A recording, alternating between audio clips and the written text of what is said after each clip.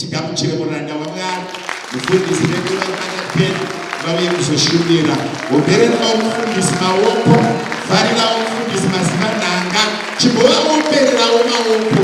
Ukabvunzwa kuti wakaitei murivhaivho, iti ndakaomberera kushumira. Kana vazobvunzwa iti ndakaomberera kushumira. Ombererawo kushumiri maoko, vane vakabata mafoni handisi papano, omberera kushumiri maoko. Vakabata mafoni siyai, ombererai kushumiri. Ya, zvaita zvakanaka. Ombera yakuramba akabata foni, naanoda kuti uombere mufundisi. Imi naMwari wenyu yangu vaini, isu tichinzwa mekukomborerwa.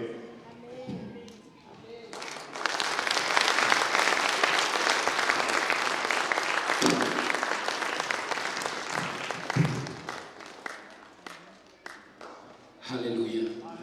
Ditenderei tiremekedze varanda vaMwari panguva yemanheru ano.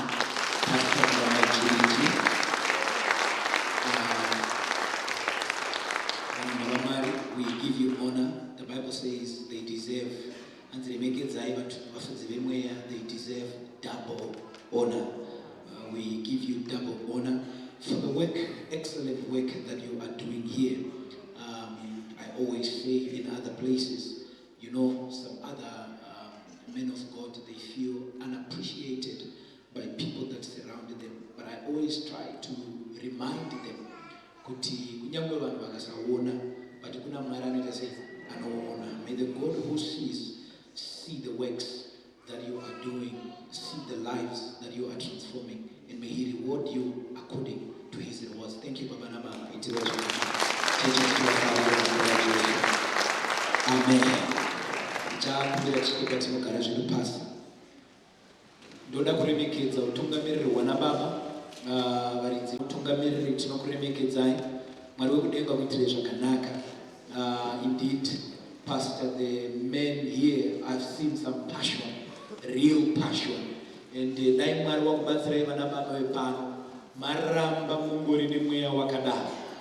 Kana muri baba vepano, if you are not part and parcel of the men of this assembly, but in Bible, I want you to think twice. I've seen indeed the passion, the love for God in the men in this place. Sure, Mwari wekudenga akuitire zvakanaka. Ngativafarire nezita ramambo Jesu.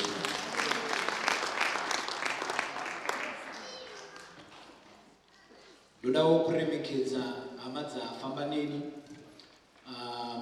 Ndakufarira Brother Robert, and I want to also acknowledge Mr. Mchakati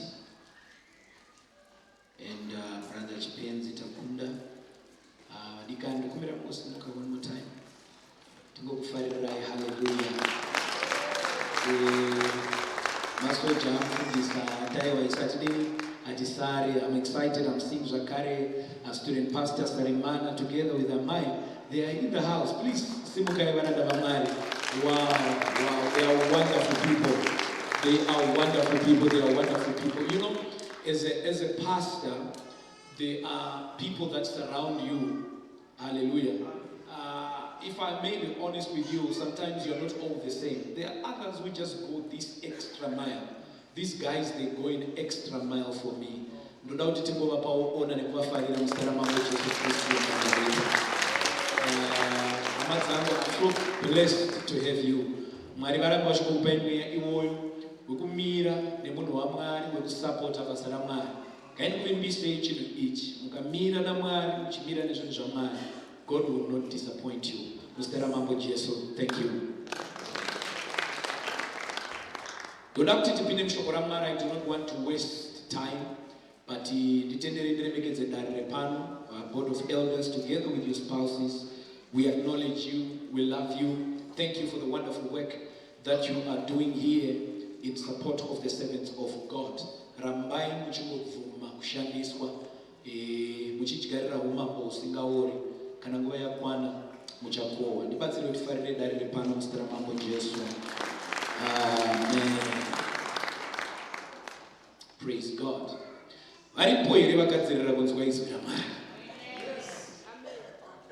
Varipo here vasina kugadzirira kunzwa izwi raMwari? Ko vaya vanga vasina kusimudza magadzirira chii? Varipo here vakadzirira kunzwa inzwi raMwari? Ingoti yaka ndikuone. Hallelujah, hallelujah, hallelujah. Hallelujah. Hallelujah. Hallelujah. Now, let me teach you something before we read the word of God. If you read the book of 1 Thessalonians chapter 5, and that is verse 19. You know what actually, do not quench the spirit and don't despise prophecies.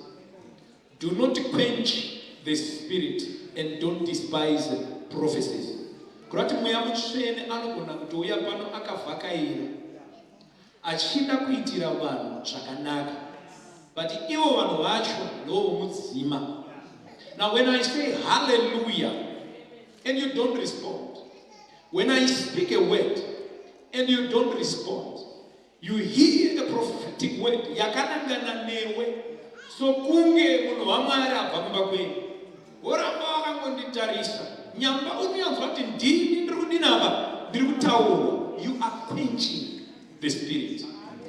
But when you say amen, you are saying let it be to me as you have said. Don't do it religiously. Now when you say amen, this is what happens. You draw out of the well. You draw the living water. But paunoti amen, wachera mutsime rauya kuzofidha iwewe. Paunoramba wakanyarara, hameno zvinoitika kunoku ndinotozvinzwa kuti vanhu ava vasunda. Ndopaunoona kuti ngatipende mabhaibheri tiende kupi? Tiende kumba. Aripo masemonzi atakapedza tisati tapedza. Waona kuti ndikutaura navanhu vasiriwo. Wochiti ngatisimukei tidini? Tinamate tiende, because the people are not responsive. The people are quenching the spirit. Zvinonzwika mumweya wavo kuti havasi kuda. Hallelujah. Chiditiro amen inobowa satani manero ano. Ukangonzwa ndataura chakakunakira aiona kunyarara, iti amen. Uchigamuchira shoko rako. Nokuti Bible rinoti munhu haararame nechingwa chete, asi neshoko rinobva mumuromo waMwari. Hallelujah. Hebrews chapter 11 verse 1 and 6. Genesis chapter 1 verse 1 through 3. Ndokumbira muverenge ativerengere. Hebrews chapter 11 verse 1 and 6. Hebrews chapter 11 verse 1. Now faith is the substance of things hoped for, the evidence of things not seen. Tsokururai futi imwechete iyoyo. Now faith is a substance of things hoped for, the evidence of things not seen. Verenga verse 2.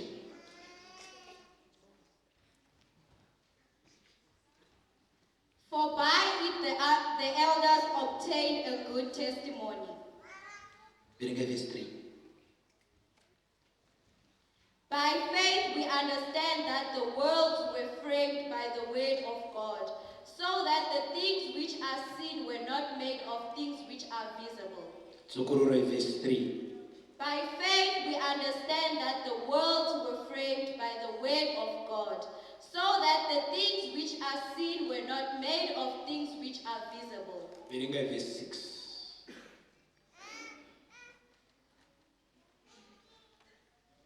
But without faith it is impossible to please him. For he who comes to God must believe that he is, and that he is a rewarder of those who diligently seek him. Hallelujah. Genesis chapter 1 verse 1 through 3.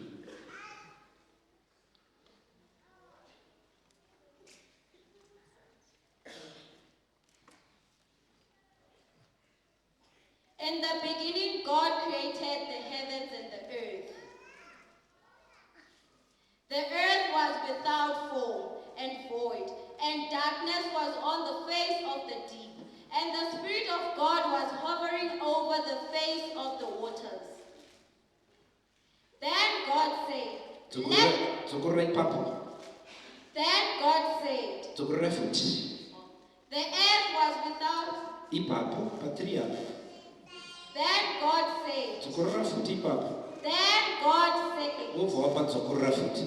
Then chipedzisai zvenyu. Let there be light. And there was light. Hallelujah. Praise the Lord. Ngativarere maoko.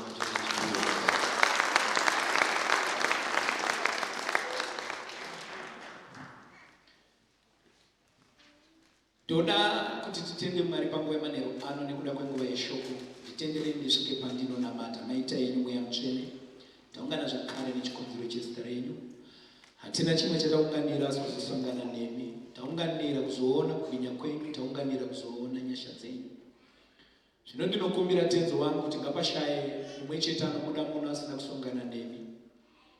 Mweya mutsvene muri Mwari. Kana mukarekedza mumwe noumwe akabuda pano asina kusongana nemi, mwoyo yavo inoramba yakaoma, mwoyo yavo inoramba iri mikukutu. Chiitai zvakanaka kuti mumwe noumwe akomborerwe, mumwe noumwe agamuchire shoko rake. Tinozviziva Mweya Mutsvene muna kubvira makatinyadzisa. Vese pamunotaura vachanzwa, kana vanzwa vachava vaiti. Ndinokumbirawo muzodze muromo wenyu, ndisataure zvemusoro wangu, simunibatsire nditaure pfungwa yenyu kuvanhu venyu. Muzita rinoshandisira Mambo Jesu Kristu weNazareta. Amen. Musoro wangu wenyaya ndangouti faith. Ngatiti faith. Faith. Now, kubva musi wekutanga I emphasized something that our theme of the year, it has to do with persistence nokutsungirira pachinhu. Kuchinamata kana kuti kuchema kuna Mwari. Praise God. Now, pama scriptures ataverenga kune yataura ikati zvino ani nani anouya kuna Mwari ngaatende kuti Mwari ndiMwari. Ani nani unouya pamberi paJehovha, whosoever comes before God must believe that he is. Kureva kuti zvinogona kuitika kuti vanhu vanotouya pamberi paMwari vagopfugama vagonamata but vasingatotende kuti Mwari wacho ndiMwari ende anozvigona. Haleluya. So chekutanga nachoya pamberi paMwari, Bhaibheri riri kuti ngaatende kuti ndiMwari. Nzwana baba vachimba pano vakati munoramba muri Mwari. Sei taimba tichiti munoramba muri Mwari. Zviri kureva kuti pane zvaitika zvingangoda kudhautisa mutendi kuti ndiMwari. Asi mutendi ndo kuchinzwisa dai nyangwe zvikaoma vanoramba vari Mwari. Nyangwe tikarwara vanoramba vari Mwari. Nyangwe tikachoboka ivo vanongoramba vari Mwari. Tikafirwa vanoramba vari chiko vari Mwari. So ndoiri kunze ani nani wauya pamberi paMwari ngaatende kuti ndiMwari. No matter the circumstances, no matter what you may go through, iwe ramba uchitenda kuti asi ndiye Mwari.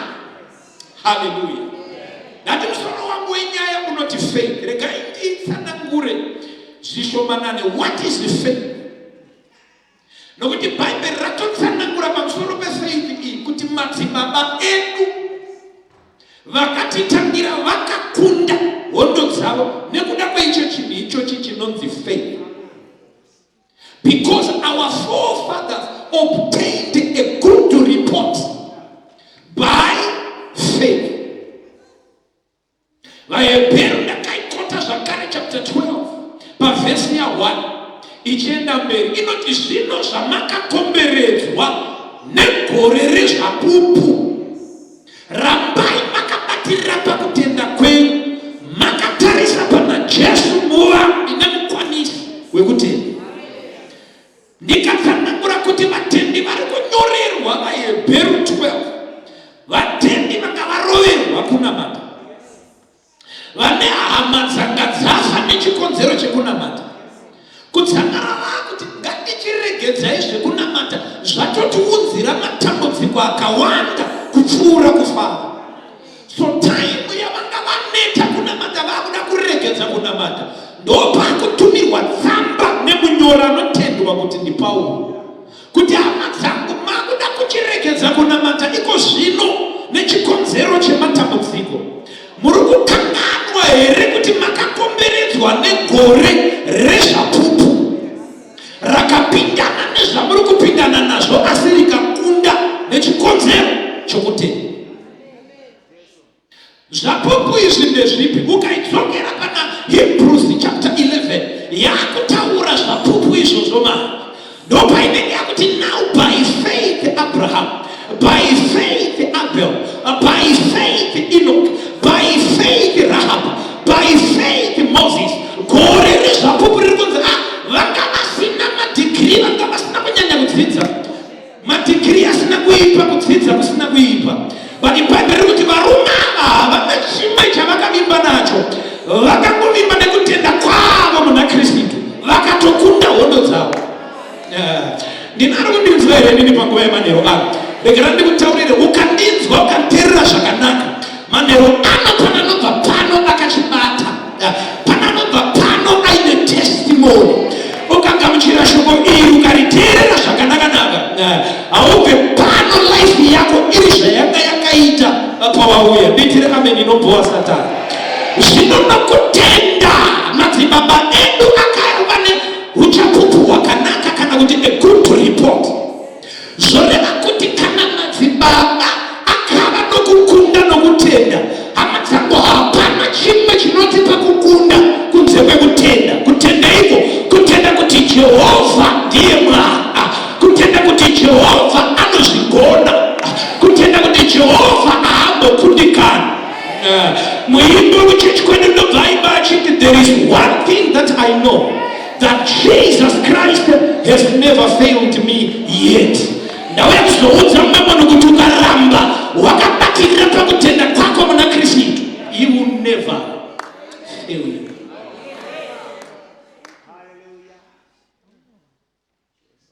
What is this faith? Takasitaura tikaimba, but kana uzonyatozvitsvaga unoona vanhu chinotonzi faith chachacho havasati vakunyatsoziva chinomonzi kutenda chii. Ndakadzidziswa chimwe chinhu naMwari. You know, unenge wadza unozwa pachiparidzwa so unyatsonzwa kuti ndanzwa shoko, wozoti 5 years later wonzwa the same word, kuti ko zvandisina kunzwa wani wazopuwa now revelation, knowledge and understanding. Mwari ndakundidzidzisa kuti kazhinji vanhu vanofunga kuti vanzwa. Nyamba kuna Isaiah chapter 6 unonzwa yataura ichiti vane nzeve asi havadini, havanzwisisi. Kunzwa vachitonzwa uchitaura but kuzonzwisisa hapana. Meso vanavo but kuzopesiva zvavaona havapesivi. Rimwe gore ndakanzwa maridzo, ndinyanzwa takumana ndikuitwa zvakanaka, ndichitobva ipapo kuti mushumiri anoparidzawo. Ndokuzoinzwa maridzo imwe chete after ndamboinzwa more than 30 times. Now ndobva paita chimwe chinhu ndiri muprayer ndichitsvaga Mwari, ndakazvinyima ndichitsanya, and then I got this revelation knowledge that really amazed me. Ndobva ndatakanzwa kuti panyika pano hapana nomboziva zvandamuziva izvi. That I was convinced that izvi zvinhu zvandazarurwa naMwari handifunga kuti pane mwana womunhu anodini akambozviziva kana anozviziva. Ndichinyatsonzwa kuti aiwa ndini ndega ndokunoteera semoni yandakateerera ka30, ndokunzwa kuti kune munhu waMwari akatombozviparidza 20 years ago. Ndaimunzwa achizvitaura asi ndambobvira ndakazvipika musemoni. Ndafana nekunamata ndakura muna Mwari, ndobva ndazvizarurirwa naMweya Mutsvene. Ndokudzokera musemusemo ndikuti zvinhu zvandikufunga kuti ndindega ndozviziva zvakatotaurwa kare, but ndainzwa ndisingadini, singanzwisisi. So unotoda nyasha dzokunzwisisa, dzokutozarurirwa izwi charo charo kuti unzwe. Unotonzwa nini chechi zvakanaka? What is faith? Not ukabata ichi chinonzi faith ichi, kunyepa charo charo kuti kune chirwere chinonzi achipore. Kabata ichi chinonzi kutenda ichi, kunyepa kuti kune dambudziko rinonzi haripere. Ndinopecha ndakamira pano paaritari yaJehovha. ukaziva chinonzi kutenda ukachiexercisa, there is nothing that shall be impossible for you. So what is faith?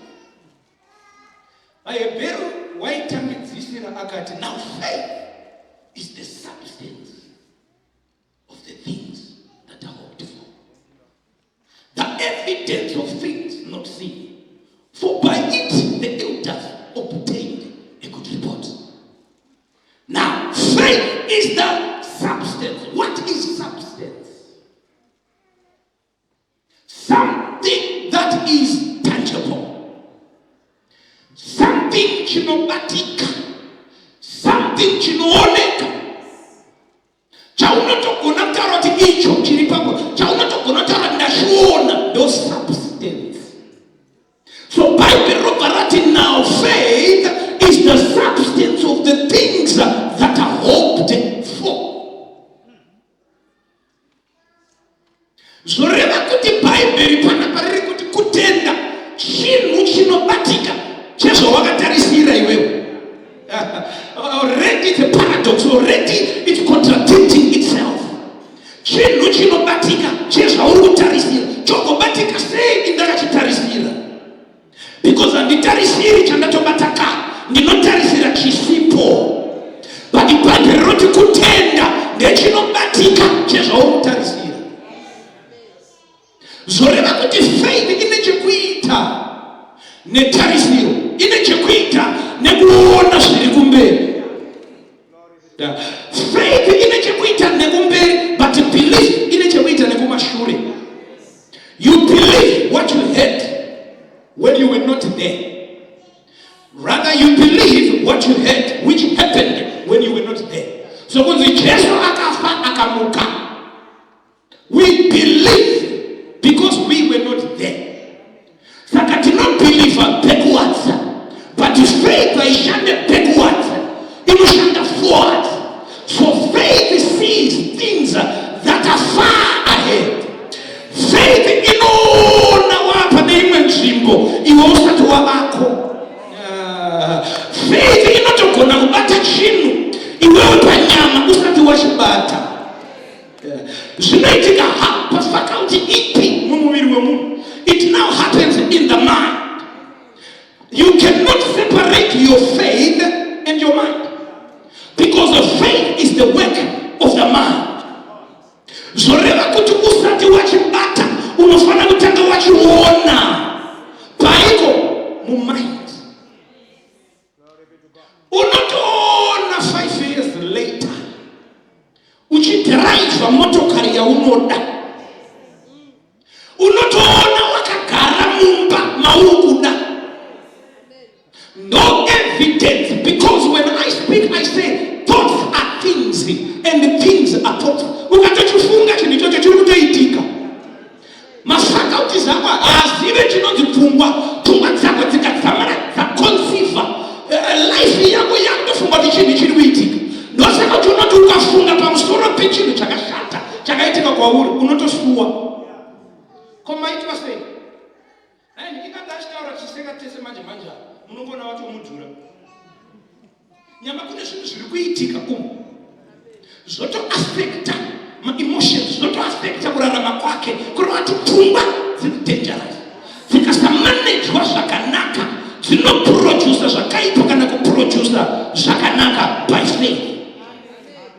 So faith kuona zvinhu mupfungwa mako zvausati wanazvo wachizviona mupfungwa. Ndiri kuti chimwe inini panapa uri wakachoboka nhasi, wakabroka nhasi, uri kurwara nhasi, but kana wakurarama mudimension refaith unoti akachoboka handisi rini, ari kurwara handisi rini, inini ndiri mutano. Wozviona uri mutano muno, because hausvike kwausati wasvika mupfungwa dzako.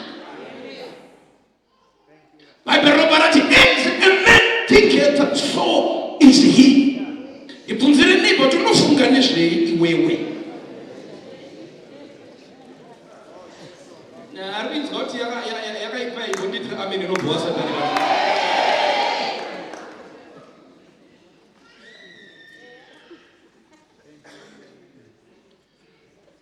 Unoziva kana pane chinhu chiri dangerous mumunhu, Mind.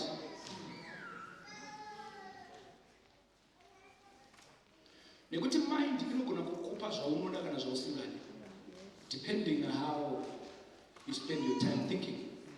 Ndoska choona kuti kana takutaura kuti the battle is in the mind. Satani haana kumwe kwaanokurovera, anokurovera umu. Ukaona urombo ukabuda muhomwe ukapinda umu, wapera.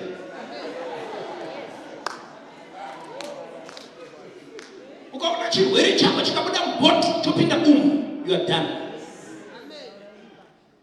Because as you think, that's exactly how you are going to become tomorrow. Vamantara achiti munhu zvaari kufunga hazvidini hazvioneke. But by wisdom, you begin to understand that zvinofungwa navanhu zvinotooneka manje.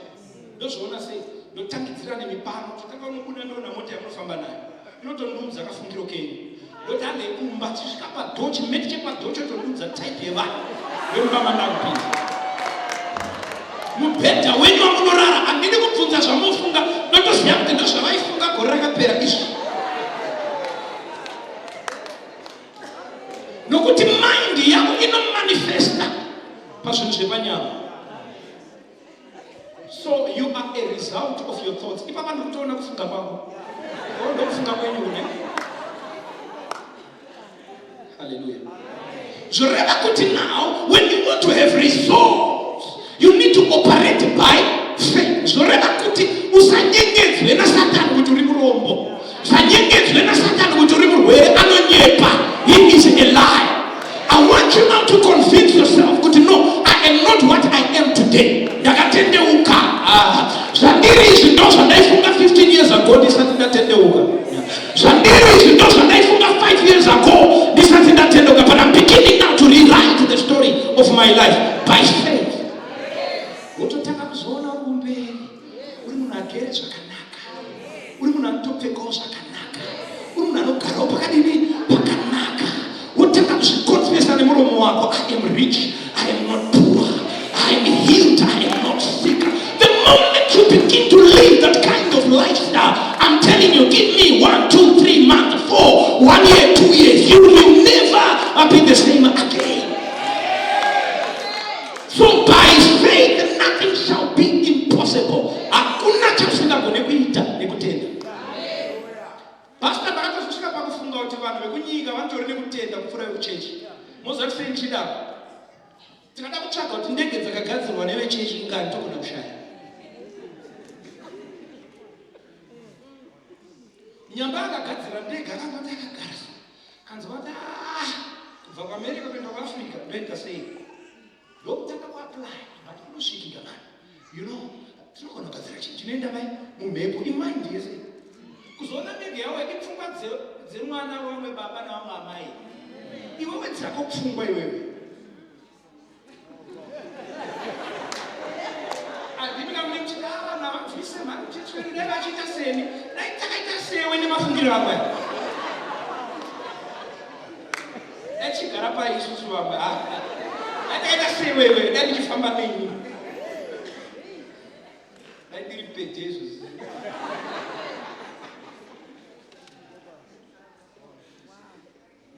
So faith is the substance.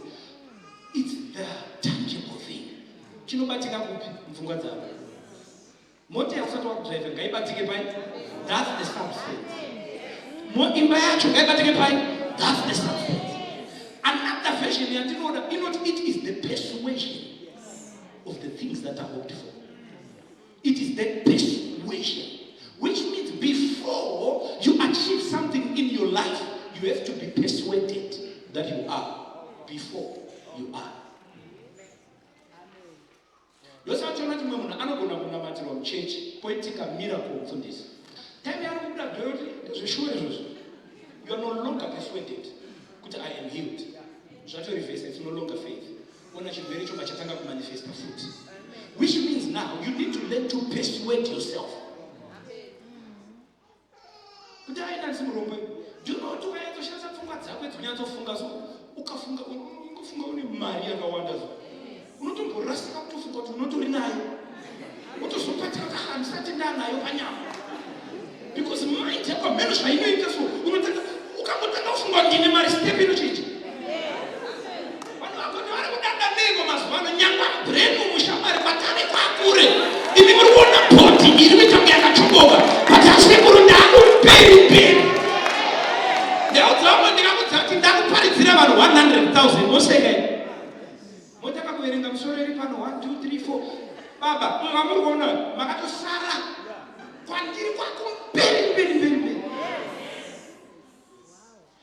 mweya wako ukasvika ikoko ichi chinonzi bhodhi ichi hachina option chinoteera nekuti mweya wako une pawa pamusoro pebhodhi yako saka mweya wako ukadzamana wasvika kwaunoti uku ndokwangu uku bhodhi yako ichaona mapulana inoita kuti ibatsirane nemweya shamari munhu ane malifelines tu kune inonzi spiritual kwete inonzi physical chese chinoitika panatural chinotanga chaitika kuspiritual spiritual timeline iri pamberi physical timeline iri kumashure ndosaka uchitomboti kana wakarara unotorotawo hope so chitomborota uri munhu ari different chipatika kudayo akorota chamari uri mundego patika kudayo una uri mumba yako yakapinda kudayo kumana chichiri kuitika panapa. You need not worry now because mweya wako wakukudzwa kuti kwatare shamwari chitaurira nyama yako kuti nyama yangu handei kwakaenda mweya nyama yangu simuka tiende kwakarehwa namwari pamusoro pelife ya vana baba nanaamai kana iri yekutsungirira pana mwari uchiti kusvikira mandiropafadza kana usina kutenda hauna chamwari chaunobata. Tenda kuti zvangu zvadini zvaita, tenda kuti ane mihingo, tenda kuti life yangu zvaeva gore rakapera if no more. But ukatarisa around still things are the same as long as it has changed within your home. Uchifamba muri airport mutaundi nyazonzwa kuti ndiri kufamba muToronto muCanada. Iwe uri paizvangu ndosaka richiti kuna vakorinde vekutanga chapter 5 verse 7 we don't live by sight but we live by faith. Sight in the in ziso rinonyepa rinonyepa sekaiti kumusha kwebiso waitokatuma sona mama kubuda kwanzi chimuti chaunoona masikati machena chiripo usiku chinokuita ngechimunhu chakadai.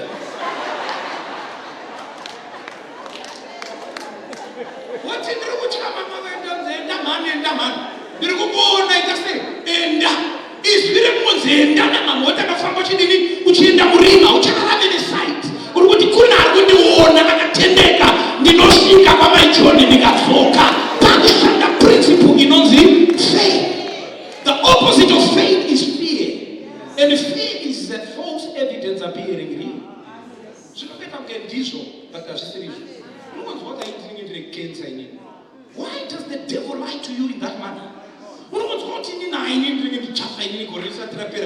is the matter with you, believer? You refess it, I shall not die, but I shall live and declare the works of the Lord.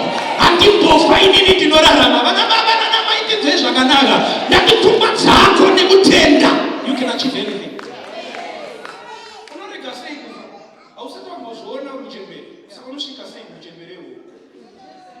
Dzidza kuzviona wakwegura uchiona purazi rako nekuti hausvike kwausina kusvika mumind. Faith is the persuasion. I am persuaded. Handina kana doubt kuti I'm a millionaire. Handina kana doubt kuti I'm a soul winner. Handina kana doubt. Even when everything else is opposing me, I don't listen to it because I know in Christ Jesus I am there.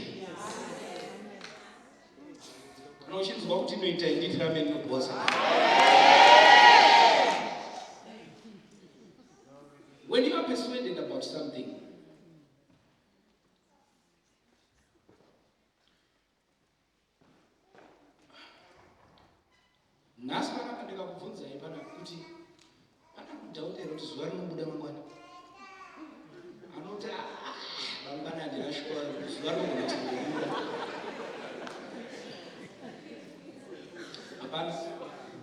endema kwamuri zvacho natural watomuri namatire kuti ridini rikude kwauri wakongoziya kuti unoedza kuchidini kuchinyura kuchiedza kuchinyura That's persuasion. You are persuaded that tomorrow, so that's exactly how you have to be persuaded in your life.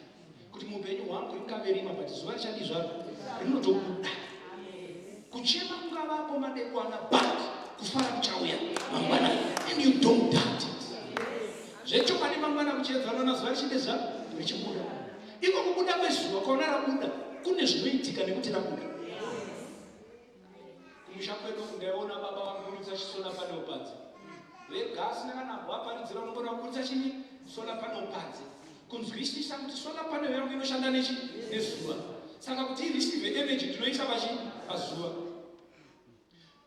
Faith is not a basa, foot yakafa.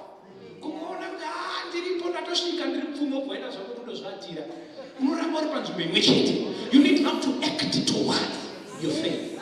Because James 2 verse 20, Kutenda kusina mabasa kuripo batishituna kune kutenda, but your faith is a dead faith. For your faith to bring forth the results, you need to accompany it with your works. You need to act towards your faith. Hallelujah.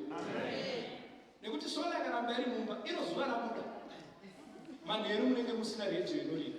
Manheru munenge musina malaiti. Zuva rinabuda iri rabuda. Kuchecha hakuna mare ariko. Jesu hakwere ariko. But people are not connecting by faith with their works. But when you not connect to God without doubt, it's enough for you to receive your miracle. But the problem with the church of today, you are double-minded. Nazo kutenda, mangwana waneta. Nazo kutenda, mangwana waneta. Kuna scripture kuna Leviticus inoti moto kaona kuchikovira. Moto kaona kuchidini? Chivira. Chino mimi unatokabira kwa ngozina. Wapi? Simafuti. Every Sunday unabatizwa. Nyambacha sara kwako kuchidzira. Kwako kuchidzira. Yet many are letting their fire to die out. Don't let your faith die out. Don't let your fire die out. Ramba uchikufuta. Ramba uchikuvira. Zvininga mpini zveupenyu zvichasimuka. But kuti izonzi faith, it's not faith until you are in trouble. Kuti izonzi faith, it's not faith until you face a challenge. Faith is not faith. Faith, it is when you know everything is opposite. Things are tough. Everywhere you are now at the point of activate what you know that you need faith.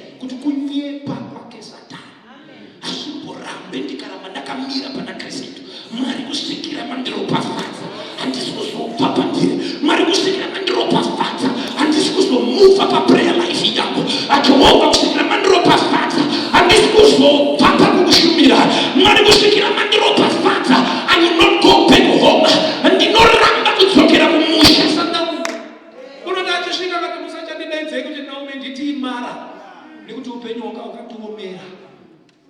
Don't call me pleasant, call me bitter. Ndikutsvaka vanhu vanoramba. I refuse to go back the same. When I go back, they'll call me pleasant. They'll call me blessed. They'll say, look what the Lord has done. Life yako iwewe. Na uya kuvimbisa mana wa mgari. Na uya kuna uzuwe encourage mana wa mgari. Nyaya yako haiziri kuzoramba yakanda. Kuna mgari kunenga benga. Anonzwa miteuro ya vano. Anonzwa minamato ya vano. Anonzwa kuchena kwevana vevano. Na yari kunzwa kuchema kwako. Arikuiona misodzi yako. Apaipiri noti kudenga. Kuna mabesene emisodzi ya vatenda. Andidi kutukurase tariro. Misodzi yako irimo mbesena. Yakuda kutosvika pa level yekurangarirwa. Ndoda kuti mama musaite give up. Ndoda kuti baba musaite give up. Tariro ichiripo my brother. Tariro ichiripo my sister. As long as Jesus is still on the throne, hope is still there. As long as ataviswa kana kuvotonorwa, tariro yako ichiripo. Don't lose your faith. Hallelujah. I want you to tell your neighbor, do not lose your faith. Faith is so crucial that even God himself operated in that dimension to bring the things that we see. He operated in a dimension of faith. Because it is the only dimension that brings things from the spiritual for them to manifest in the natural. No kiacho. That's how you attract things from the spiritual for them to appear in the natural. What you are not today, you can only become by faith. Genesis, rather Hebrews, yataura ikatsanangura ichiti pana verse 2 and 3 yati, we understand, by faith we understand that the worlds were framed by God. By faith we understand that the worlds were framed by God. What does that mean? By faith we understand that the worlds were framed by the word of God, so that the things which are seen were not made of the things which are visible. Okay, let's go back to Genesis now, chapter 1. Genesis chapter 1, verse 1. In the beginning, God created the heavens and the earth. It is now this act that is being said. Now, by faith, we understand that this happened. In the beginning, God created the heavens and the earth by faith. And verse 2. The earth was without form and void, and darkness was on the face of the deep, and the Spirit of God was hovering upon the face of the waters. Verse 3. Then God said, right? Then God said. When the said you, mukanorichaka muchihebheru nekuti Old Testament yakanyorwa nechihebheru. Saka weti iri unonorwana muchihebheru kubva kurutu yacho rinoti amar, ngatingoti amar. Now amar iweti rinoreva speech.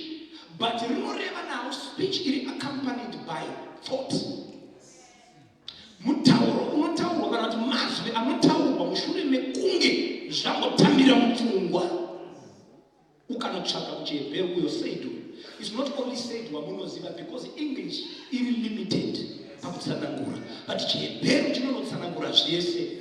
So when it says God said, it means God thought, he conceived it, he meditated upon it, and then he said, let there be light.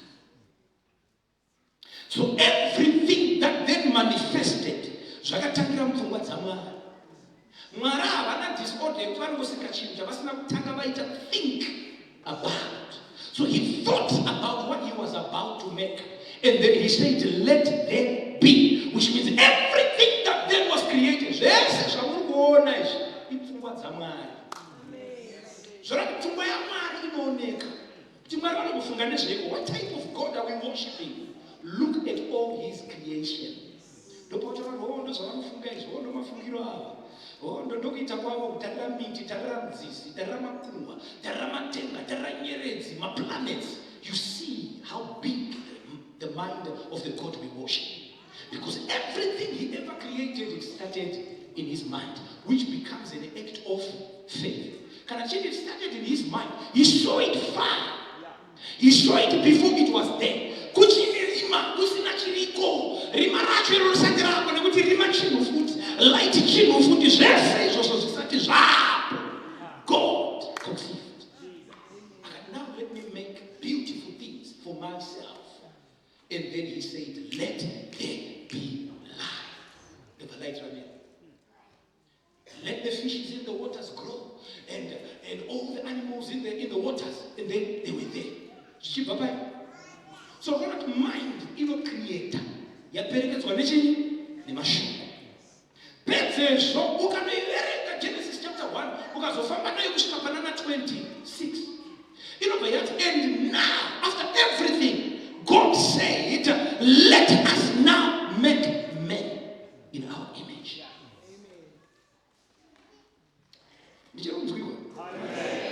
Let us now make men.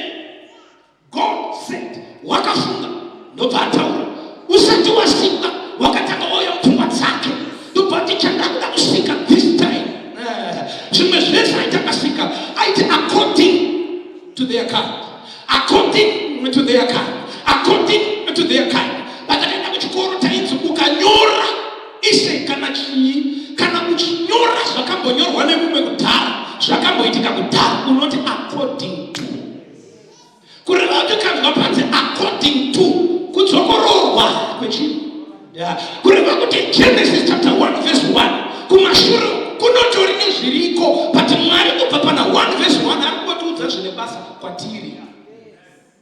Ndosokachona Bible rese haritaure dinosaur, haritaure zinja anthropus, but history inotiudza kuti aiveko evidence iripo kuti zinja anthropus waiveko, but in the Bible we don't find. Because God said, according to their kind. Shiri ndobva dzasikwa sezvadzaiva, mhuka dzikasikwa sezvadzaiva, miti ikasikwa sezvayaiva, but pamunhu chete ndopausokanzwa word rekuti according to their kind. Akati this time handisi kugadzira nazinja netropa, this time handisi kugadzira vanhu vanenge makudo.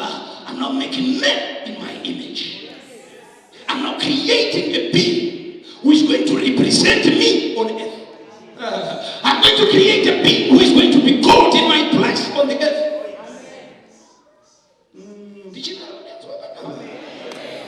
Don't Mwari pana 126 of Genesis. What now? Let us make men in our own image. Our own image and the likeness. Image kurati makafanana. Likeness is anoita itaho. Likeness zvinoitwa naMwari neunozvigona. Image pawasapa tatoona Mwari ari kufamba. Zvonovatisa usazviterere pawakagara ipapo. You are so important in the eyes of God that when He made you in His own image. Not only that, what He can do, you can do. Genesis chapter 1. And God said, let there be light. Paida chiedza wakachifunga ndobva achitaura. Kana iwewe wakuda motokari unoita sei? Unoifunga wobva waidini? Wobva waitaura. Kana wakuda utano hwako unoita sei? Ukaufunga wobva wautaura. Kana wakuda life yako kuti ichinje kubva pauri kuti iende parina. There is a way to create things. You are not just a created being. You are a creator of your own reality. What reality do you want? Change your mood, Nema. I just say, is it not written in your law that ye are gods? When you are to believe in a man. You don't want to stand for a passage. No wonder why your life remains a mediocre life. One of the greatest challenges we have is an identity problem. Shaman, Matthew chapter 16, 18 or 18, 16. Jesus started about sitting. What do I go to dinner?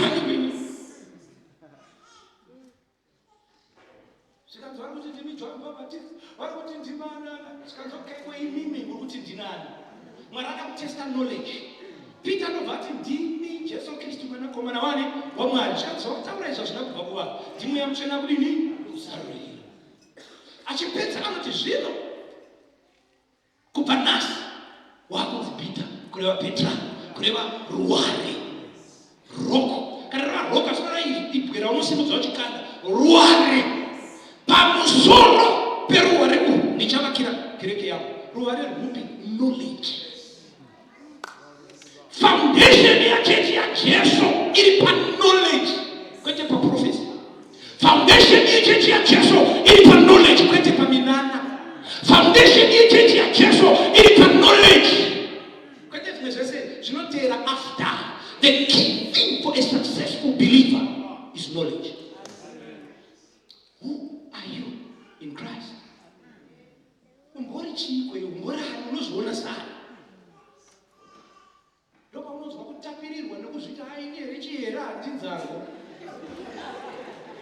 Chihera nainga. Ndosaka kazvikuramba zvichidai marriage yako. Ana Chihera aite zvekudaro marriage. Chihera kana kukwatura anokwatura aite zvekutamba. Ukamujairira Chihera haajaidze. But the Bible rinoti kuna vakorinde vekutanga ovechipiri chapter 5 verse 17. Zvino kana munhu ava muna Kristu chava chisikwa chitsva zvakare zvapfuura. Ko uchirambiri uchingoti Chihera uchirambiriko uchingoti naiye shumba murambi mupfuyiwa ungaitewo zvako uchinzi mupfuyiwa unongorwa kupfuyiwa chete. Ndopaunodada nawo kamutuku wako sitirana mupfuyiwa ndosaka muri vekukumbira muri vekupfuyiwa chete. I am a child of God. I'm a representative of heaven. I'm an ambassador of the kingdom of God. Sickness, what are you doing in my house? Right now, pick your bags and get out. Devil, what are you doing in my home? Right now, pick your bags and get out of my house. I am a child of God. I am not begging you. I am telling you in the name of Jesus, get out of my child. I'm telling you right now in the name of Jesus, let go of my business. I'm telling you, devil, right now in the name of Jesus, let go of my marriage. My marriage is a good marriage. My marriage is a loving marriage. My home is a joyous home. That's how believers talk.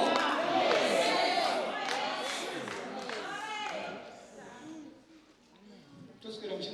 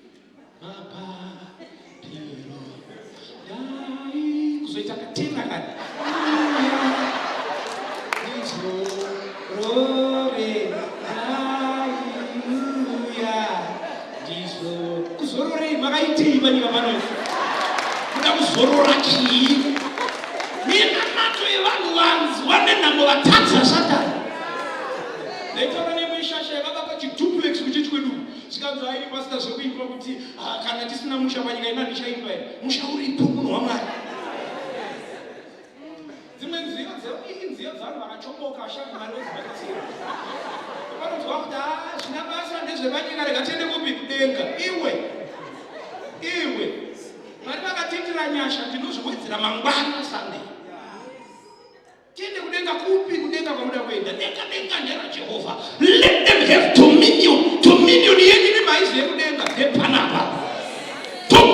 industry, tongai mumakungwa, mangara vakaziende dzemakristu dzichita trade. America, China, mochiti ndine yangu ship iriko. Ndozvinotaurwa pana kwete zvenhu zvekuda kunotonga denga revaridzi. Auzondo zvakadzingirwa Satani izvozvo. Akanzwa kuti aiwa vanamatirwa ndaitwa nengirozi pana vachinza wite Lucifer wite kaingiro kakusoka. Iwo wafana kutonamatwa. Vachapuruka mapapiro so chikati yes. Chikazoke kai sakatodii zvakande tobvisa mudhara rudenga. Tinokunamatira musoro kwete panopasa. Ndokutanga kubhururuka vachienda ikoko vachimba nziyo. Vakanoti Mwari vakati Michael, tarira. Hausati wamboitawo karati dzako takakudzidzisa kuti ndiwe ngirozi yehondo. Tarira, Lucifer ari kuuya. Zvinonzi Lucifer akangorohwa 1 chete. 1.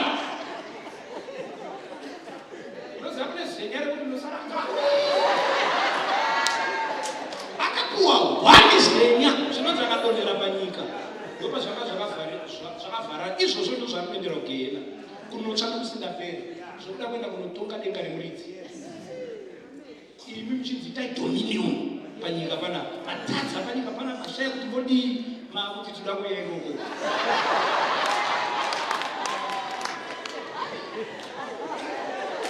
Hallelujah.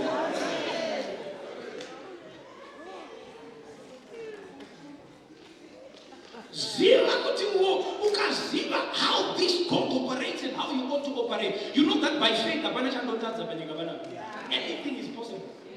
Anything. Hallelujah. I challenge South Africa anonzi Elon Musk. anoti ndakaudzwa kuti iwewe zvoda kuti zvazvimboka zvakaitika. And then I said I want to show them that it's possible. Vakanditaanza anogona kugadzira rocket yangu inoenda kuspace. Vachitanga, he says that they said he's a madman. And then he says, I want to show them. So he says, then akabva ndagadzira rocket yangu. Achitaura yechechi kana yenyika yake. Ndokuti ndauda kuenda naye. Akati isati yaenda ndoda kuigadzirira chimota chainobereka. Kungonererwa kungoenda nemota ikoko kutodzoka taudza kuti tarirai muone zvataita izvi. Ndokubva agadzira rocket nemotikari yemagetsi. Ndokuibereka nerocket kwakuenda nayo. Kwakudzoka akati maiti chii. So the question now is, if a canal man, I don't even know that namate, achigona kuconceive zvinhu zvakadaro, achiva zvinhu zvakadaro, why is it the church is not achieving such kind of things, and yet we are called the children of God? Wow. There is nothing impossible on this earth. Madoctors vakaenda kuresearch vanokudza kuti vanhu vanouya necancer vakawanda vakafa necancer vanhu vakapererwa nethyroid zvangu zvadini zvapera. But those who said I will not die of this cancer ndinopora, who told themselves in their mind kuti handimofa, vanotaura kuti ndo vanhu vakapona ivavo. Zvinova kuti your mind is a healer. Your mind is an achiever. Because as a man thinketh, so is he. Aikona munhu anokurumidza kufunga rufu. Aitanika moto yenyara dzokusvamba kwenyimini. Kungonzwa pangorwadza. So the first thing tinotanga kuuya. Unotoona kofenero kuchitouya. Uripo. Vanhu vachitochema, chema zingaiti Zimbabwe, chema Zimbabwe. Ipapo ndo pane problem yako. Nekuti mind zvaunoipa inozvikakata. Zvinotoitika chete.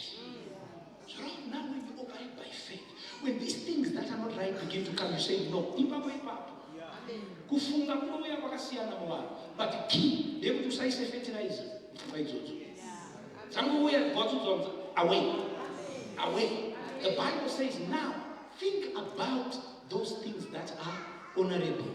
This scripture is very basic, but it was your power in scripture. Now those things that are honorable, think about those things. Nokufura chimanya nyamba ndo pane life. Nyamba ndo pane kupfuma, nyamba ndo pane upenyu. Because Bible is a simplified book. Rekuti munhu wese ariite sei? Arinzwisise. Hallelujah. Amen. Rekuti munhu wese arinzwisise. Right? The life of the creature is in the blood. Signs manje dzinobva dzazoti no blood ndo mune ma soldier ma white blood cells. Anoti kana chigwere chawo bva tangakurwa nema red blood cells. Mufunga dai Bible rani zvese izvo.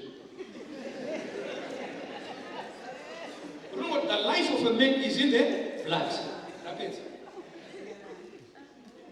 Madhokotera ndo anoziva kunyatsopinda nemo. Mukunidza zvakanaka. Usatambe neshoko raMwari, as simple as it is. Riri kutaura life.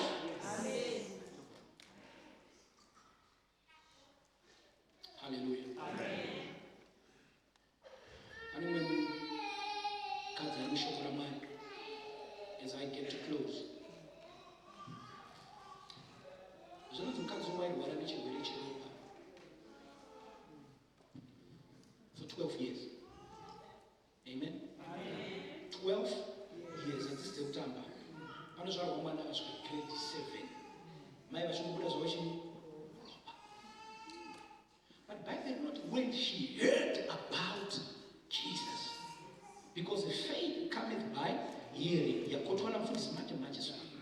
Vakati faith cometh by hearing. Pandiri kutaura newe, ndiri kuedza kusimudza kutenda kwako. Tunyambo kaita condition yane 20 years. If your faith can rise up, that condition can change. Not tomorrow, tonight. I'm just trying to raise your faith. Kuti kunyambo wako ine problem yaongo watadza. But if your faith in God can just rise up with ini ndazvitadza asi Mwari wangu anozvigona, ndopatanga kushanduka upenyu wako. Bhaibheri rinoti mukadzi akanzwa nezvaJesu. Akanzwei mukadzi? Nekuti Bhaibheri rinoti paakangonzwa akati zvino ndikangomuona murume, saka ndikangomuona chete zvangu zvandini zvanaka. Zvinonzi wakati mupfungwa pfungwa dzake ndikamuona ndinopora. Zvoreva kuti vasati vapora mama vakatanga kupora mumind, vakatozoona vapora kudhara vakati Yeshua ndikamuona nezvandanzwa izvi yangu aiboramba yakadaro. Pamberi ndobva vapfeka mabhegi avo ndokusimuka kwakutanga kutsvaga kuti Yeshua ari kupi. Ndanzwa nezvake kuti anorapa vanorwara, ndanzwa nezvake kuti anosimudza marombe kubva muguruva, ndanzwa nezvake kuti anoropafadza. Ndarini pawakanzwa nezvaJesu kuti nyaya yako anoigona iwe? How did you respond?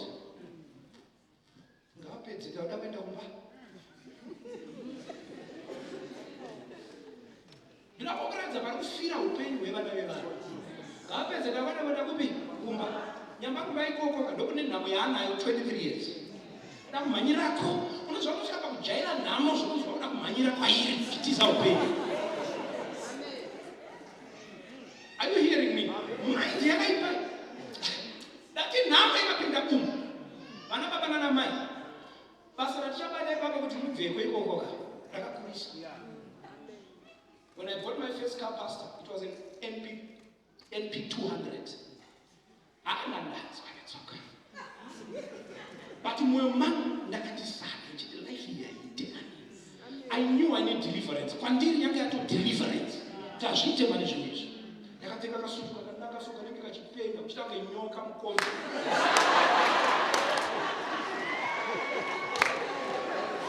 Wakachena bati chena kachoka nikomba suspendira ndaikara tekasuka. Unozongovuka bata kana chikiche ndiri chepageti zvonge ndongosiya mota kumba. Kunyara chete.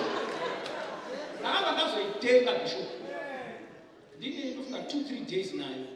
Wow, what an excitement in my life. What are you doing? So I drove. I thought, where can I go now? With my car. I got into my car. I said, let me go to Spa and buy myself some goodies. Then I went to Spa. Drivers are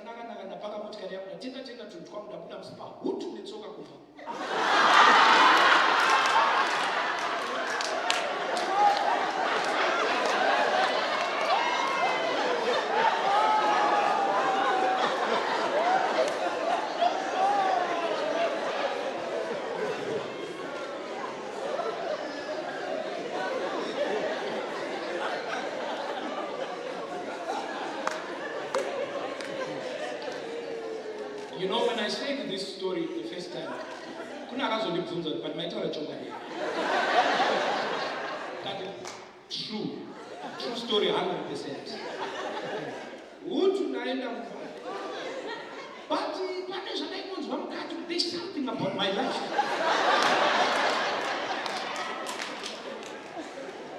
There's something beautiful, there's something awesome about my life that is missing here. What is it?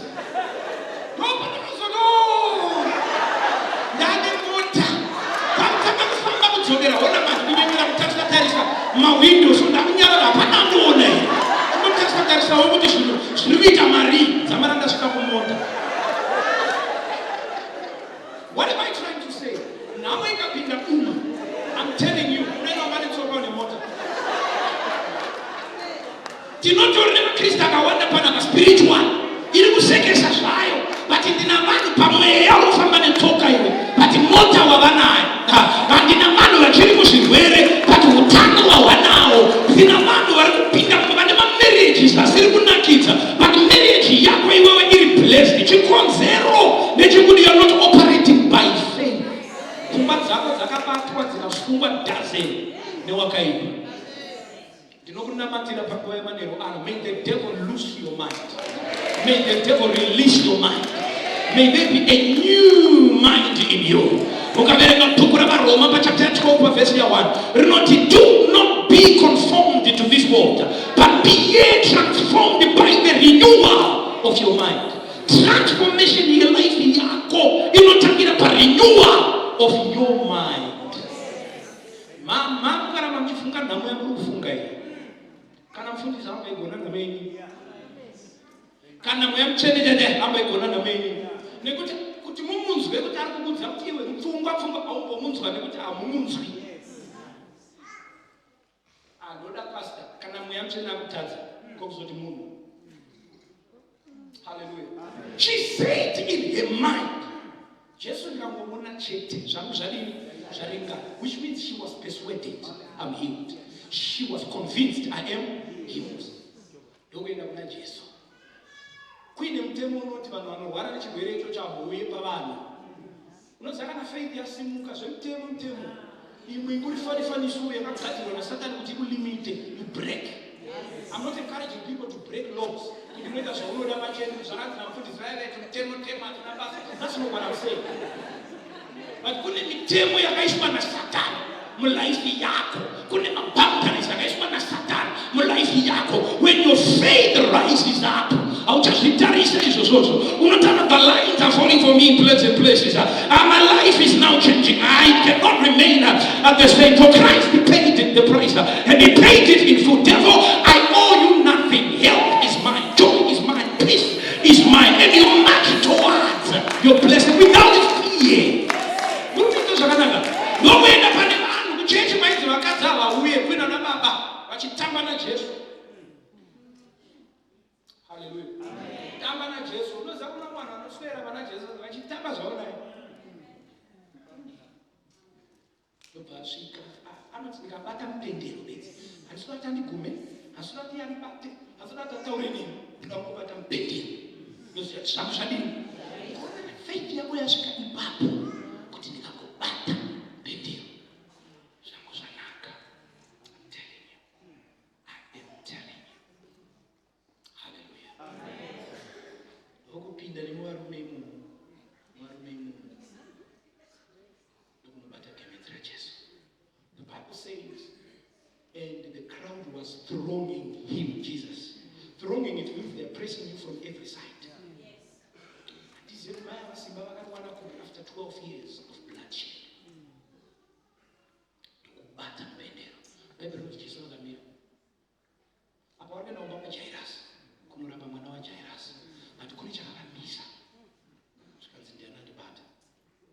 Jesu, when people are thronging you, pressing from the left, front, back, they are pressing you, utanzi ndiani andibata.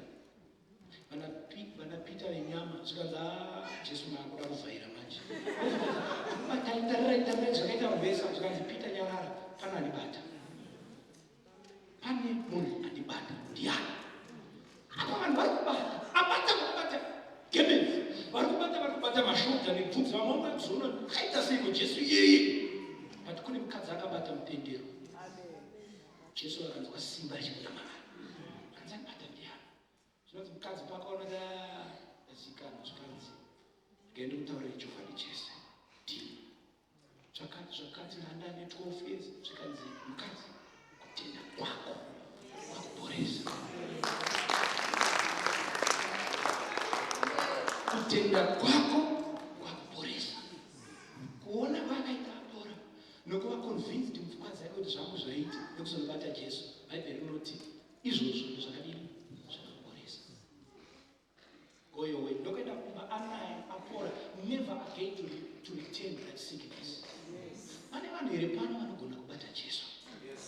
Unoziva unogona kuwapinda musevhisi yakaita seiyoyi, yakaita seiyoyi. Unonyatsozvinzwa uri pauri kuti sevhisi ndeyako. Ndikangobata mupendero wake, chamwari mweya mutsvene haapotse. Vari kufeka anovaona, vari kujuta anoona, vari kureresa anovaona kuti munhu akuda healing. Ako mama vakuda kuitirwa zvakanaka. And when you exhibit that faith, it cannot be ashamed. Faith cannot be disappointed. You show up and show off in your life. Kune munhu ari kuzoona Mwari panguva yamanheru ano.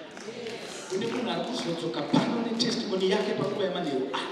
All I was doing this evening was trying to raise that faith. Kuti chaunamatira gore rino, chakuti Mwari dai mandiropafadza, chinoitika December asati asvika. Chinobatika gore rino risati rapera. Unochipupura gore rino risati radiniko, risati rapera. Kana uchinginzwa imboditira amen inobva asati. Pane murume wainzi Abraham, anga ane 100 years asina mwana. Nemukadzi wake ane 90 asina mwana. But the Bible says now did not consider his oldness, nor the deadness of his wife's womb. At 90, the womb is dead. At 90, azviti, according to science. But Abraham was but wakaramba achingoti mukadzi achembera ndakura bhanzi akavimbisa mukuru kupfuura muchembera akavimbisa anogona kusupasida the oldness of my body. Kana Mwari achigona kumutsa Lazarus akadyiwa nehonye ane rimwe ganda riri mudumbu rehonye oti asvika honye dzinorutsa Lazarus omuka ko zongobata mwana uchiripo. What is that? Hallelujah. Hallelujah. He considered him faithful. I don't know what so. Ona tamkazi wako achembera. But nechembo yoti mama mutamba mwana munombata ino. Nekuti Mwari wangu akataura kuti uchabata mwana. Zvekuti machembera yacho imwe nyaya. Obva vati baba zvewe nachisiyana inazvo chiitewo zvinhu zvine musoro semunhu mukuru. Oti ndezvenyu zvamuri kutaura. Kana Mwari akati ndinobata mwana, I don't care what the doctor is saying. I don't care what scientists say. Wangu mwana ndinombata. Abraham akabata mwana ne100 years Sarah ne 90. Kwewe zvaobva watosarinda. Mane makore mangani? Baba na mai, mane makore mangani? Zvamakuda zvinhu zvadini? Zvaramba. Hazvina kumboramba. Ndisatana kukufurirai, ndisatana kukunyeperai. Munombata mwana nezita raJesu. Ngatimunombata mwana nezita raJesu. Ipapa ndiri kutoshumira kune kapo isina mwana. Iri kuti tiri kuda mwana tanamata takataneta. Ngatimunombata mwana nezita raJesu. Shoko rataura rinovhura zvibereko zvakavharwa. Rinodzora simba rakarasika. Rinorapa zvirwere zvaidza zvipore. I don't care kuti wakagara ipapo nechirwere chinonzi chii. I don't care what your doctor said. But I'm here to tell you there is a doctor of doctors, spirit of spirits, God of gods. He is able. Hakuna chinonzi cancer pamberi pake. Hakuna chinonzi sugar diabetes pamberi pake. Hakuna chinonzi mweya wechina pamberi pake. Kana iye auya kushanyira, rega ndikutaurire maneno ano nezita raJesu. Your situation shall not remain the same. Can you give me an amen? Online. Ndikureva online zvekamera tikinamata online. Kuti vandamanza ruoko tinamate izvezvizvi. Mumwe ndopore kwatotanga kuti avatanga. Simudza ruoko izvezvi tinamate ndati online. Vamwe mai vari mulibrary vari kuverenga vanotiteerera paonline vakaisa ma-earphones vachiverenga. Kuti simudzai maoko tinamate hakuna condition inonzi haipore. Vari kuti ndanga ndine fibroid ranga rakakurira. Zvekuti vanhu vakupupura manje kuti vanhu vanga vasingazvione havo nekuti ndanga ndakavhara nehembe but ranga rakura zvisingaiti. Anoti pamakati simudzai maoko ndati mulibrary vari kwavari ndiri kwandiri. Vanoti ndakataka kunzwa muviri wari kufamba. Ndobva ndataka kuzvibvunza what is happening here. Vanoti ndakataka kuchema ndiri mulibrary kuti zvinhu izvi ndezvechokwadi. Is this true? This is what is happening to me. Vanoti ndabuda panze vachibuda panze ndokufonera mindfulness vachichema. Mama, I don't know what's happening here. I have never told you, but I was having a fibroid. Ranga rakakura kudai ranyongodoka tinamata online. Ukafunga kuti pane chinoshamisira kuti unorwara iwe. Hapana. That devil is a liar. You can be healed tonight. You can be made whole tonight. As long as you purpose it in your mind by faith.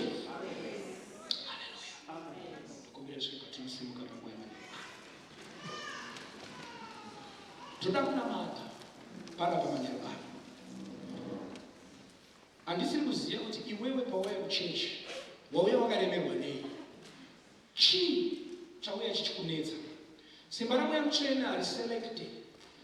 Anonzi the pneuma. Kana tichiti pneuma ndopanobva word rekuti pneumatics.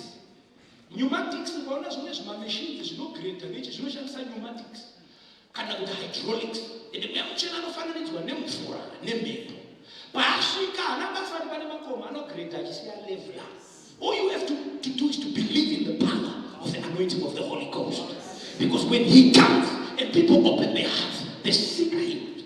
As Jesus declared in the book of Luke chapter 4, the Spirit of the Lord is upon me because he has anointed me to preach the gospel to the poor, to declare the setting free of the captives, to declare the good year of the Lord.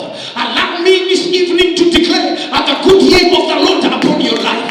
Allow me to declare in the name of Jesus. It shall be done according to your request. It shall be done according to your prayer. Why? Because you have raised the standard of your faith. Sicknesses are healed. Poverty is removed. Poverty not is when I'm Deuteronomy chapter 8. Tuma inobva kunani? Kuna Jehovah. So that iye yalipana Deuteronomy 8:18. Ukatenda izwiro. It will become a reality to you. What is it that you have brought here tonight? The anointing of the Holy Ghost is in the house. He is in the house. What I need you to do, raise your hands. Open your heart. Hakuna chinonzi chine nharo. Hakuna chinonzi hachiite vana vavanama. Satani wakanyepera vana vevanhu. Kunyepa kuti urirombe iwe mwanakoma. Kunyepa kuti uriwe kudzungaira mu South Africa. I said the anointing has come.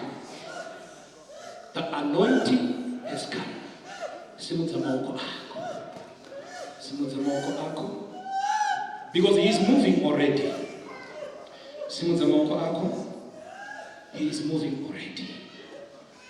Yes. Yes.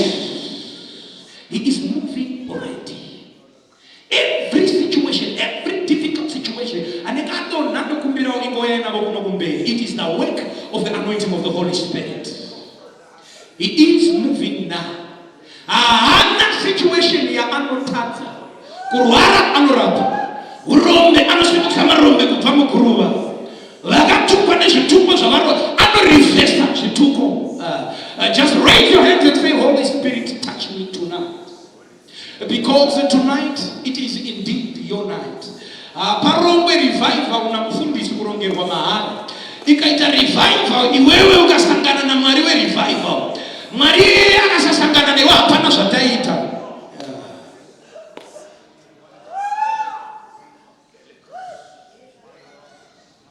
Holy Spirit, we thank you.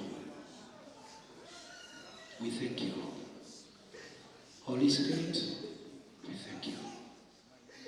We thank you, Holy Spirit. Wesakuya nechirwere pano muri kumuziva mweya mutsvene. Chibatai murimi. Ndinorayira zvirwere zviri munyama. Zvirwere zviri muropa. Zvirwere zvakanzi hazvirapike. Ndozviziva kuti muri mweya tsvina ine zvirwere. But the Holy Spirit has come because he's a spirit of liberty. May the spirit of liberty touch someone who is sick now. I want to declare in the name of our Lord Jesus Christ, be healed. Be healed in the name of Jesus.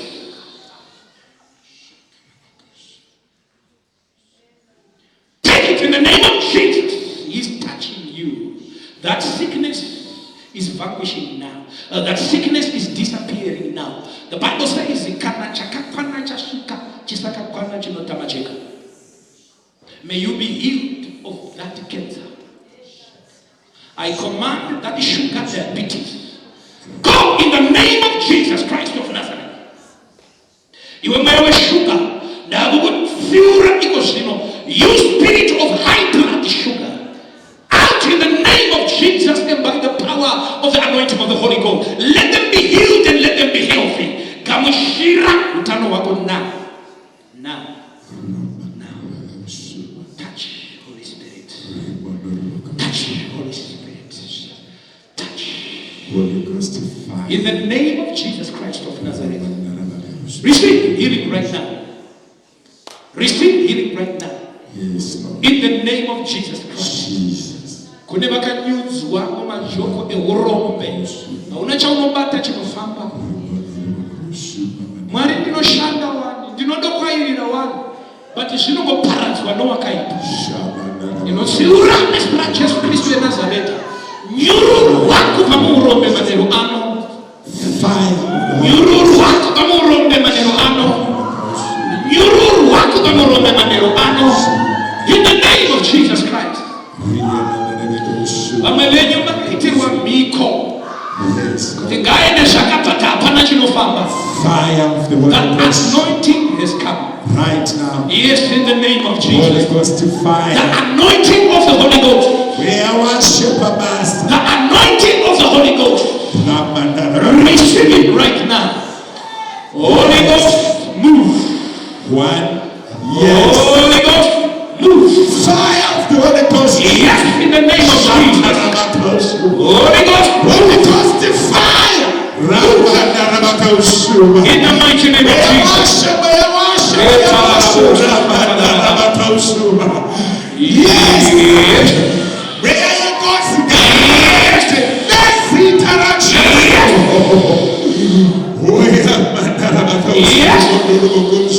In the name of Jesus. Let's interaction. Where you check on the Let's interaction.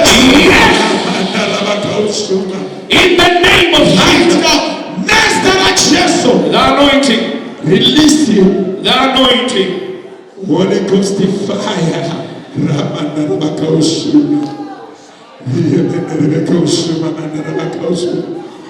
Next direction. Thank you, Holy Spirit.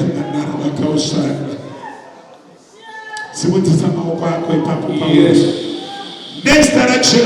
Let the Holy Spirit take over. Yes. We are worship tonight. Yes. Zviwere ngazvitange kuyenda. In the name of Jesus. Ngatange kubuda. In the name of Jesus. In the name of Jesus. Zita rajesu baba kasulunguru. Yes. Basina bana gababate.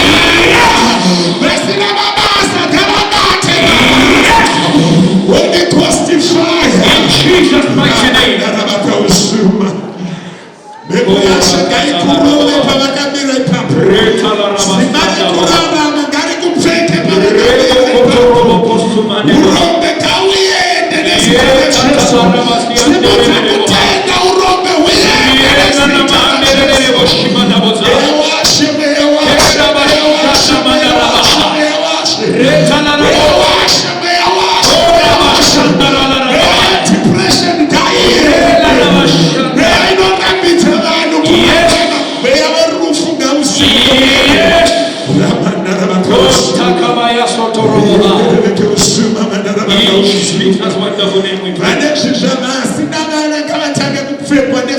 Yes, in the name of Jesus. Yes, in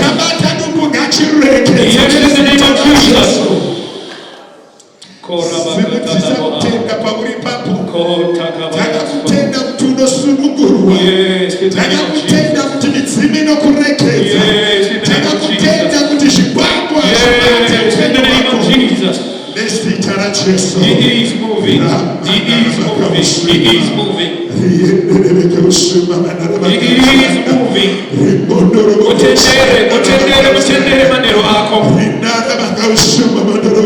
As the pastor is praying, pray to the Holy Ghost. It is your evening.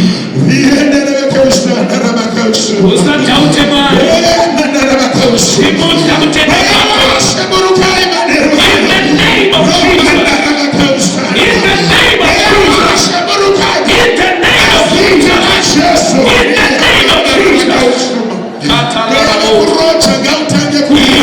the name of Jesus. Yes, in the name of Jesus. My spiritual husband. Yes. In the mighty name of Jesus Christ. Glory be to the name of Jesus. Yes, in the name of Jesus.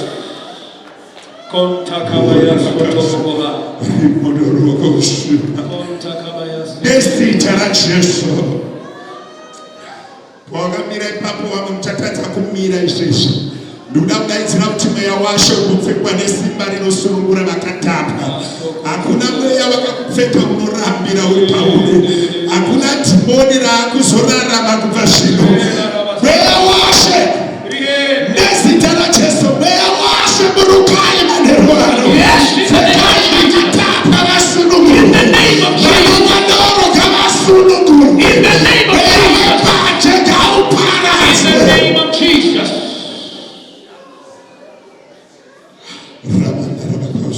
Hallelujah. Hallelujah.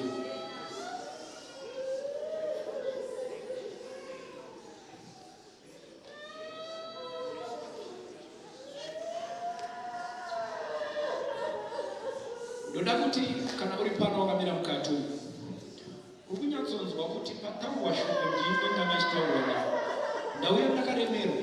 I've got an impossible situation according to my understanding, but now I believe God is able. Ndoda kuti ufambe netsoka dzako uchiuya kuno kumberi. Uya kuno kuna Mwari weminara.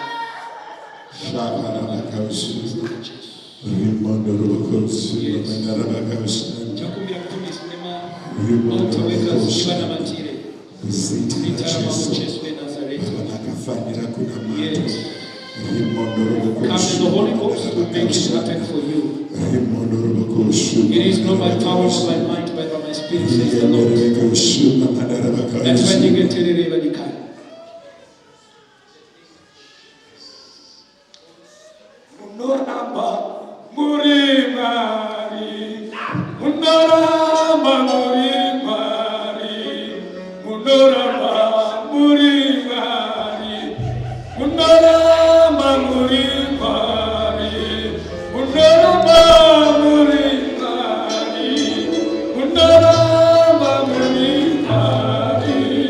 Mundarama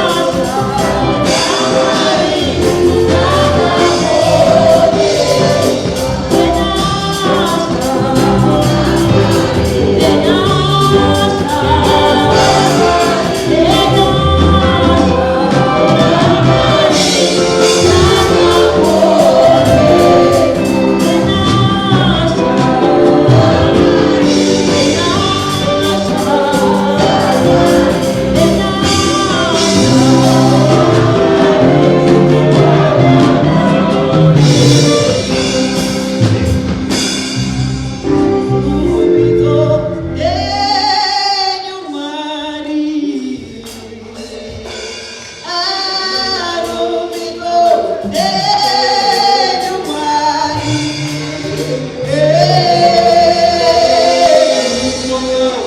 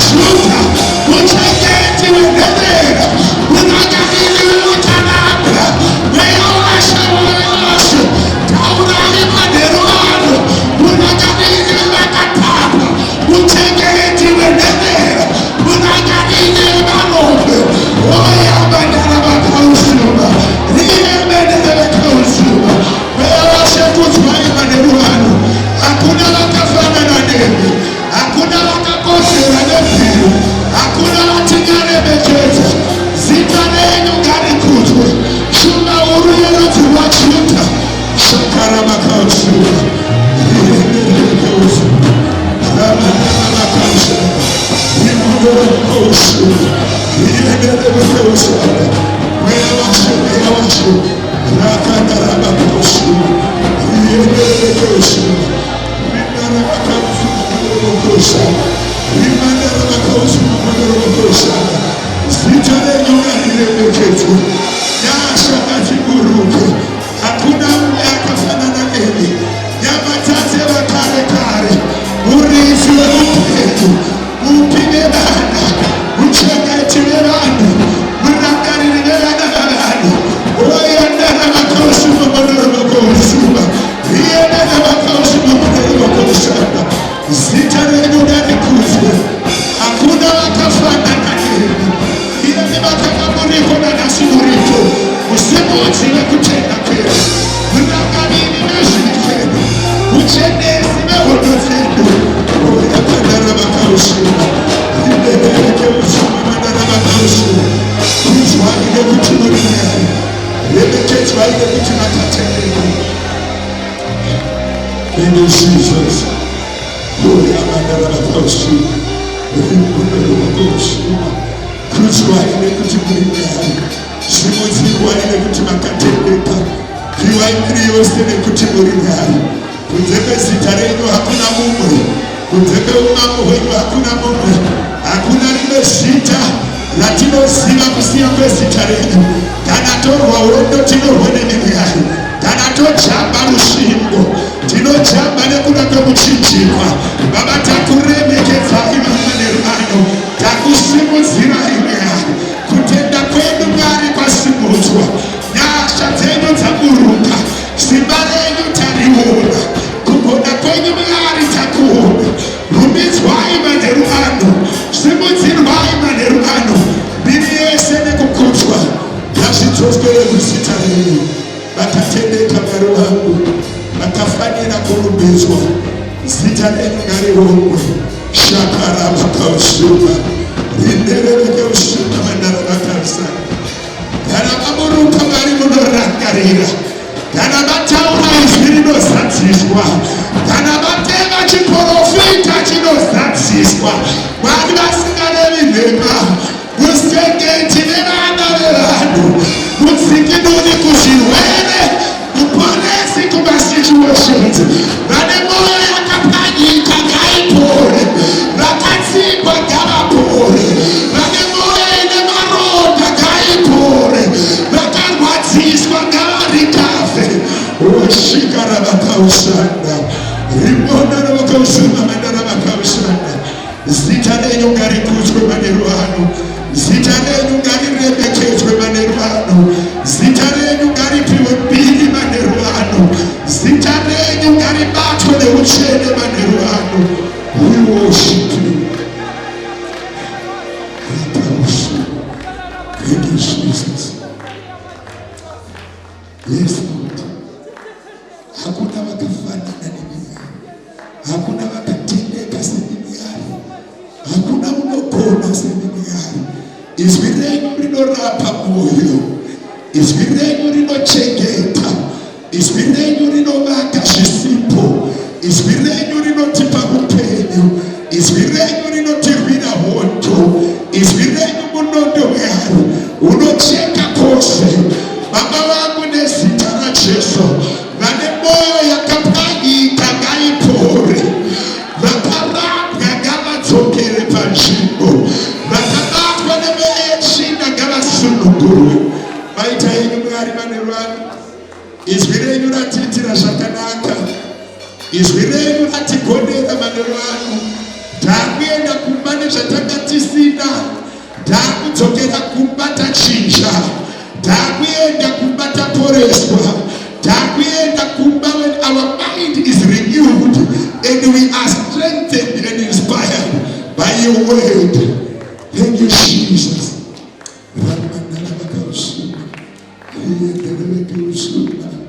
Mchengetile murapiwe vanhu, muratari neguta nemufambisi vevana vavanhu. Chigomberera Jesu maoko vana vanhu.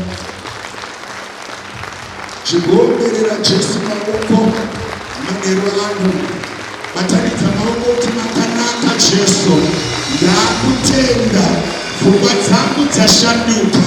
Zvandanga ndisina ndave nazvo, zvandanga ndichitsvaga ndave nazvo, mhinduro ndave nayo. Hallelujah, hallelujah, hallelujah. Andizvitonyanya kunakidza kukomenda zvinonetsa. Wazvinzwira, you have been blessed. Tomorrow, don't miss out, don't come late, come very early. Mwari verutare vatitire zvakanaka, titende mufundisi nenyasha dzakadaro, titende Mwari nezwi rawo, titende Mwari nezvitauro, takatarisira mangwana. Mwari vakuropafadzei, vakuitire zvakanaka. Toda kutora offering tobva taenda, saka tichataura nyasha. Baba manhivi nababa moyo, you can raise up your head.